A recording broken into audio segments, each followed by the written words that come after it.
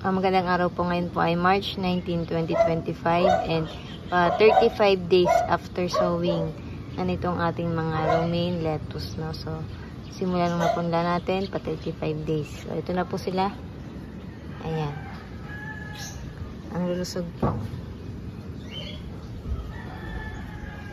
No sign of tip burn pa rin. So, hindi ko siya i-harvest muna. Kasi good for harvest na rin kasi ito pag 35 days ang romaine lettuce. Kasi during ganitong mga edad niya, prone na siya sa tip burn o nagkaka-tip burn na or nagyayellowish. So far, itong mga romaine natin dito sa bubong ay wala naman po, no? Hindi naman po siya nag-tip burn.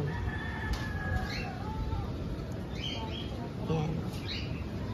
So, ang ginagawa ko kasi, every morning at saka sa hapon, ay nagpo-foliar po ako ng calcium nitrate. Pasensya na may yung aso.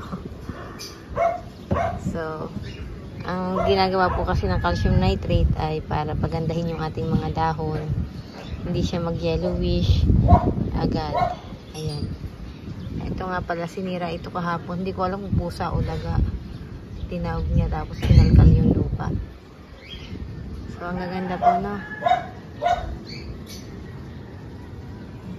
Ready for harvest na po. 35 days after sowing. Thank you.